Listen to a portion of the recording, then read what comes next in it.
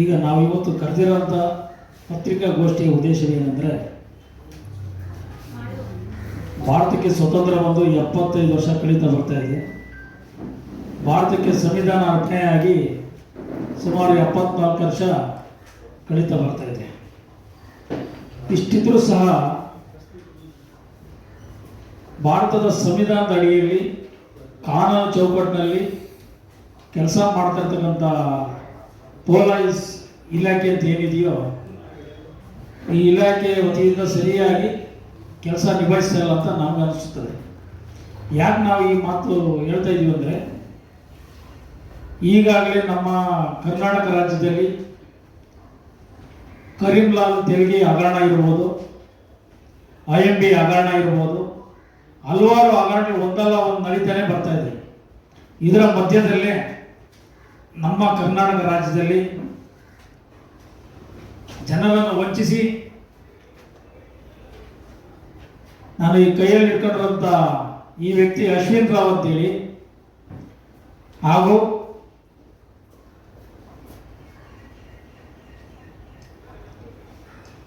ಹಾಗೂ ಈ ವ್ಯಕ್ತಿ ಖಲೀಲ್ ಅಂತೇಳಿ, ಇವರಿಬ್ಬರು ಸೇರಿಕೊಂಡು ಸುಮಾರು ಕೋಟ್ಯಾಂತರ ರುಗಳನ್ನು ವಂಚನೆ ಮಾಡಿ ಸಾರ್ವಜನಿಕರಿಗೆ ಮೋಸ ಮಾಡಿ ತಲೆಮರೆಸ್ಕೊಂಡು ಹೋಗಿದಂಥ ಸಂದರ್ಭದಲ್ಲಿ ದಿನಾಂಕ 6/3/2024 ಇಲ್ಲಿ ಕೂತಿರ್ತಕ್ಕಂಥ ಪ್ರಭುವರು ಮತ್ತು ನಮ್ಮ ವಿಕಾಸ್ರವರು ಇನ್ನಿತರ ಹಲವಾರು ಮಂದಿ ಅವ್ರು ಹಿಡ್ಕೊಂಡು ಪೊಲೀಸ್ಗೆ ಹ್ಯಾಂಡ್ ಓವರ್ ಮಾಡೋಷ್ಟರಲ್ಲಿ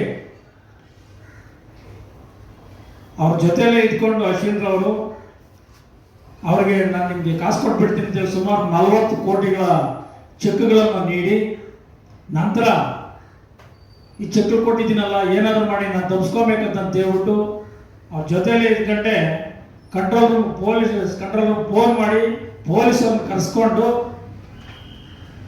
ಬಾಣಸವಾಡಿಯ ಕುಳ್ಳಪ್ಪ ಸರ್ಕಲ್ನಲ್ಲಿ ನಮ್ಮ ಹುಡುಗರೇ ಚರ್ಚೆ ಮಾಡಿದಂಥ ಸಂದರ್ಭದಲ್ಲಿ ನಮ್ಮ ಹುಡುಗರೇ ಅವ್ರನ್ನ ಇಟ್ಕೊಟ್ಟು ಪೊಲೀಸ್ ಹ್ಯಾಂಡ್ ಓವರ್ ಮಾಡಿದ್ವಿ. ನಮ್ಮ ಹುಡುಗರ ಮೇಲೇ ಬಾಣಸವಾಡಿ ಪೊಲೀಸ್ ಸ್ಟೇಷನಲ್ಲಿ ಕ್ರೈಮ್ ನಂಬರ್ 166/24 ಅಂತ ಹೇಳ್ಬಿಟ್ಟು ಕಿಡ್ನಾಪ್ ಕೇಸ್ ಬುಕ್ ಮಾಡ್ತಾರೆ. ಇದು ಕಾನೂನು ಬಾಹಿರವಾಗಿದ್ದಂಥ ಕಾನೂನು, ಇದನ್ನು ಮಾಡಬಾರ್ದು ಪೊಲೀಸ್ ಅಧಿಕಾರಿಗಳು. ಆನಂತರ ನನಗೆ ಮಾರನೇ ದಿನ ಗೊತ್ತಾಗುತ್ತೆ, 7ನೇ ತಾರೀಕು ಗೊತ್ತಾದ ಕೂಡಲೇ ನಮ್ಮ ಸ್ನೇಹಿತರ ಕಡೆಯಿಂದ, ನಮ್ಮ ಸಂಘಟನೆ ಕಾರ್ಯಕರ್ತರ ಕಡೆಯಿಂದ ಮಾಹಿತಿ ಬಂದ ಕೂಡಲೇ ನಾನು ಠಾಣೆಗೆ ಭೇಟಿ ನೀಡಿ ASP ಅವ್ರನ್ನ ಭೇಟಿ ಮಾಡಿ ಅವರ ವಿಚಾರಗಳ ಹಿನ್ನೆಲೆಯನ್ನು ಹೇಳಿದ ನಂತರ ಅವರೇ ಖುದ್ದು ನನ್ನ ಜೊತೆಯಲ್ಲಿ ಬಂದು ಸರ್ಕಲ್ ಇನ್ಸ್ಪೆಕ್ಟರ್ಗೆ ಆದೇಶ ಮಾಡ್ತಾರೆ, ಇದನ್ನೇನು ಪರಿಶೀಲನೆ ಮಾಡಿ ಕ್ಲೀನಾಗಿ ವ್ಯವಸ್ಥಿತ ಮಾಡಿ ಅಂತೇಳಿ.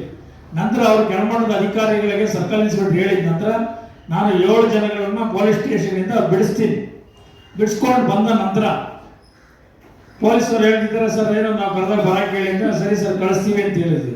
ಆನಂತರ ಚೆಕ್ಗಳು ಇವ್ರ ಹತ್ರ ಇತ್ತು, ನಮ್ಮ ಹುಡುಗರ ಹತ್ರ. ಆ ಚೆಕ್ಗಳು ಬೇಕಂತ ಹೇಳ್ಬಿಟ್ಟು ಪೊಲೀಸರು 7, 8, 9ನೇ ತಾರೀಕಿನಿಂದ ಸ್ಟಾರ್ಟ್ ಮಾಡ್ತಾರೆ ಫೋನ್ಗಳು ಮಾಡೋಕ್ಕೆ. ಸರ್ ಚೆಕ್ ತೊಗೊಂಬನ್ನಿ, ಆಮೇಲೆ ನಿಮ್ಮ ಹುಡುಗನೆಲ್ಲ ಕರೆಸಿ ಅಂತೇಳಿ. ಆಮೇಲೆ ಅವ್ರು ತಿಂಗಳು ಬಿದ್ದೋಗ್ಬಿಟ್ಟು ಎಲ್ಲಿ ನಮ್ಮ ಒಳಗಡೆ ಆಗ್ತಾರೆ, ಕೆಲವರು ಹೋಗಲ್ಲ.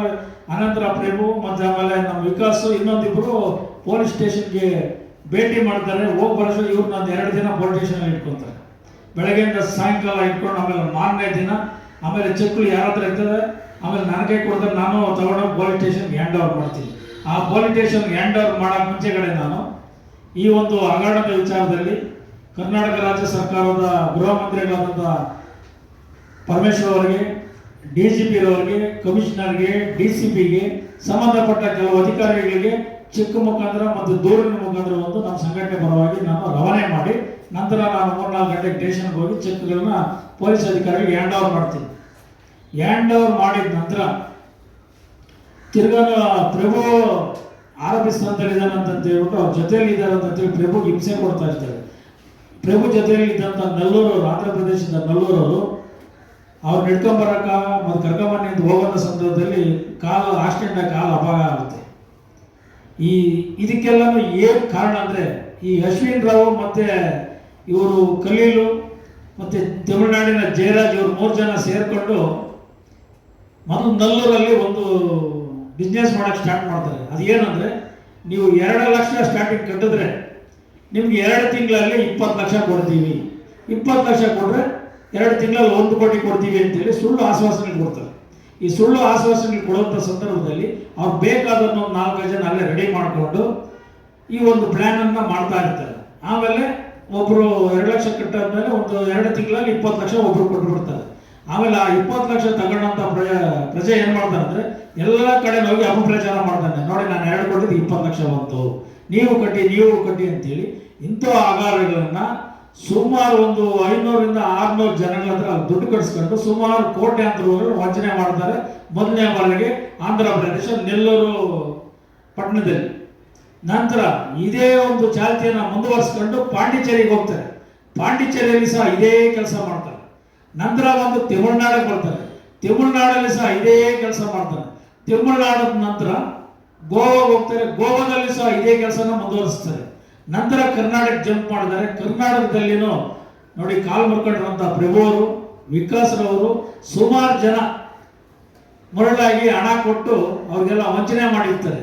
ಈ ಒಂದು ವಿಚಾರಗಳಲ್ಲಿ ಪೊಲೀಸರು ಇಲಾಖೆಗೆ ಪಕ್ಕ ಮಾಹಿತಿ ಇದ್ರೂ ಸಹ ಯಾಕೆ ಅವ್ರನ್ನ ಬಂಧಿಸ್ತಾ ಇಲ್ಲ ಅನ್ನೋದು ಇವೆಲ್ಲ ಗೊತ್ತಾದ ಕೂಡಲೇ ಈ ನಮ್ಮ ಸಂಘಟನೆ ಕಾರ್ಯಕರ್ತರಿಗೆ ಒಬ್ಬ 420 ರೋಡ್ಗಳಿಂದ ಬೆದರಿಕೆಲಾಕೋದು, ಈ ಗುಂಡುಗಳಿಂದ ಬೆದರಿಕೆಲಾಕೋದು, ನಾವು ಸಂಘಟನೆಗಳನ್ನ ನಾವು ನೋಡ್ಕೊಂತೀವಿ ಬಿಡಿ ಸರ್, ನೀವೇನು ಇದು ಮಾಡಬೇಡಿ ಅನ್ನೋದು. ಈ ವಿಚಾರದಲ್ಲಿ ಬಾಣಸ್ವಾಡಿ ಪೊಲೀಸ್ ಸ್ಟೇಷನ್ಗೆ 2021-22ರಲ್ಲಿ ಇವ್ರ ಮೇಲೆ ದೂರು ಕೊಟ್ಟಿದ್ದಾರೆ. ಆದರೂ ಬಾಣಸ್ವಾಡಿ ಪೊಲೀಸ್ ಸ್ಟೇಷನ್ ಅಧಿಕಾರಿಗಳು ಇದುವರೆಗೂ ಅದರ ಬಗ್ಗೆ ಕ್ರಮ ಕೈಗೊಂಡಿಲ್ಲ. ಅವ್ರನ್ನೇ ಕರೀತಾರೆ, ಅವ್ರ ಹತ್ರ ಮಾತನಾಡ್ತಾರೆ, ಬಿಡಿಸಿ ಕಳಿಸ್ತಾರೆ. ಏನಿದೆಯೋ ಅವ್ರಿಗೂ ಸಂಪರ್ಕ ನಮ್ಗೆ ಗೊತ್ತಿಲ್ಲ. ಈ ಒಂದು ವಿಚಾರದಲ್ಲಿ ನಾವು ಇವತ್ತು ಪತ್ರಿಕಾಗೋಷ್ಠಿಯನ್ನು ಕರೆದಿರೋಂಥ ವಿಚಾರ ಏನಂದ್ರೆ, ಮೇ 18ನೇ ತಾರೀಕು ನಮ್ಮ ಬೆಂಗಳೂರಿನ ಫ್ರೀಡಂ ಪಾರ್ಕ್ನಲ್ಲಿ ಬೃಹತ್ ಟಮಟೆ ಚಳವಳಿ ನಂಬ್ಕೊತಾ ಇದ್ದೀವಿ. ಯಾಕೆ ನಾವು ಹೇಳ್ತಾ ಇದ್ದೀವಿ, ಒಂದು ತಿಂಗಳಿಗಿಂತ ಮೊದಲು ಅವ್ರು ಗಡುವು ಕೊಡ್ತಾ ಇದ್ದೀರಂತೆ. ಬಾಣಸ್ವಾಡಿ ಪೊಲೀಸರು ಏನೋ ಅಷ್ಟೆಲ್ಲ ಬಂಧಿಸಿ ನೊಂದಂತ ಅಮಾಯಕರಿಗೆ ಹಣ ಕೊಡ್ತಿದ್ರೆ ನಾವು ಯಾವುದೇ ಕಾರಣಕ್ಕೂ ಅವ್ರು ಬಿಡುವಂಥ ಪ್ರಶ್ನೆನೇ ಇಲ್ಲ. ಸರ್ಕಾರಕ್ಕೂ ನಾವು ಇವತ್ತು ಸವಾಲ ಕೇಳ್ತಾ ಇದ್ದೀವಿ. ಜೈ ಭೀಮ್ ಅಖಿಲ ಭಾರತ ದಲಿತ ಗೃಹ ಸಮಿತಿ ಏನೆಂಬುದು ನಾವು ಮೇ 18ನೇ ತಾರೀಕು ತೋರಿಸ್ತೀವಿ. ಯಾಕಂದ್ರೆ ಸರ್ಕಾರ ಇದೆಯೋ ಇಲ್ಲ ನಮಗೆ ಅರ್ಥ ಆಗ್ತಾ ಇಲ್ಲ. ಈ ಥರ ಹಗರಣೆಗಳಾಗಿ ನಾವೇ ತಗೊಂಡೋಗಿ ಅವ್ರನ್ನ ಹ್ಯಾಂಡ್ ಓವರ್ ಮಾಡಿದ್ರೆ ಅವರೇ ಪೊಲೀಸರು ಬಿಟ್ಟು ಕಳಿಸಿ ಅಮಾಯಕರ ಮೇಲೆ ಕೇಸ್ಗಳಾಗ್ತಾ ಇರುತ್ತೆ. ಎಷ್ಟು ನಮ್ಗೆ ಬೇಜಾರಾಗ್ತದೆ. ಇವರ ಮೇಲೆ ಸುಮಾರು ಇವರು ತೋರಿಸಂತ ಈ ಆರೋಪಿಗಳ ಮೇಲೆ 1400 ಕೇಸುಗಳ ಪ್ರಕರಣ ದಾಖಲಾಗಿದೆ. 1400 ಪ್ರಕರಣಗಳು ದಾಖಲಾಗಿದೆ. 22,000 ಜನ ವಂಚಿತರಾಗ್ತಾರೆ. 22,000 ಜನ ವಂಚಿತರಾಗೋದು. ಇಂಥವ್ರನ್ನೆಲ್ಲ ಹ್ಯಾಂಗೆ ಬಿಟ್ಕೊಂಡಿರ್ತಾರೆ. ಕರೀಂಲಾಲ್ ತೆಲಗಿ ಯಾವ ರೀತಿ ಮಾಡ್ತಾ ಇದ್ನೋ ಅದೇ ರೀತಿ ಇವ್ರು ಮಾಡ್ಕೊತಾ ಇದ್ದಾರೆ. ಆಮೇಲೆ IMB ಕೇಸಲ್ಲಿ ಎಷ್ಟು ಹಗರಣಗಳಾಯ್ತು. ಆ IMB ಕೇಸ್ಗೂ ಇದಕ್ಕೆ ವ್ಯತ್ಯಾಸ ಆಗ್ತಾ ಇದೆ. ಇವರು ಅಶ್ವಿನ್ ರಾವ್ ಅನ್ನೋರು ಒಬ್ಬ ಮರಾಠಿ ಬ್ರಾಹ್ಮಣ ಜಾತಿಗೆ ಸೇರಿದ ವ್ಯಕ್ತಿ, ಮತ್ತೆ ಖಲೀಲ್ ಒಬ್ಬರು ಮುಸ್ಲಿಂ ಜನರು, ಇನ್ನೊಬ್ಬ ಜಯರಾಜ್ ಅನ್ನೋರು ತಮಿಳುನಾಡಿನ 420 ಕಳ್ಳವನು. ನಾವು ಫೋಟೋ ಸಿಗ್ಲಿಲ್ಲ, ಸಿಕ್ಕಿದ್ರೆ ನಾವು ಅವ್ರನ್ನ ವ್ಯವಸ್ಥೆ ಮಾಡ್ತಾ ಇದ್ವಿ. ಈ ವಿಚಾರದಲ್ಲಿ CCBಯಲ್ಲಿ ಸಹ ದೂರು ದಾಖಲಾದ್ರೂ ಸಹ CCBಯಲ್ಲೂ ಸಹ ಏನು ಕಣ್ಮುಚ್ಕೊಂಡಿದ್ದಾರೆ ನಮ್ಗೆ ಅರ್ಥ ಆಗ್ತಾ ಇಲ್ಲ.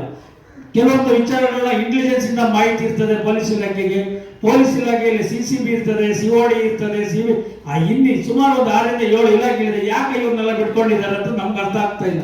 ಬಾಬಾ ಸಾಹೇಬ್ ಅಂಬೇಡ್ಕರ್ ಸಂವಿಧಾನ ಬರೆದ್ರೆ ಇದಕ್ಕೋಸ್ಕರ ಯಾಕೆ ಅವ್ರ ಸಂವಿಧಾನ ನೀಟಾಗಿ ನಡೀತಾ ಇಲ್ಲ ಕೆಲಸಗಳು. ಆಮೇಲೆ ಆರೋಪಿಗಳು ಹಿಡ್ಕೊಟ್ಟಾದ್ಮೇಲೆ ಅವ್ರ ಮೇಲೆ ಉಲ್ಟಾ ಕಂಪ್ಲೇಂಟ್ ಕೊಡ್ತಾರೆ ಅಂದ್ರೆ ಎಷ್ಟು ಮಾನಸಿಕವಾದ ಹಿಂಸೆ ಆಗಲ್ಲ ನಮಗೆ. ಆಮೇಲೆ ನಮ್ಮವರೇ ಕಂಪ್ಲೇಂಟ್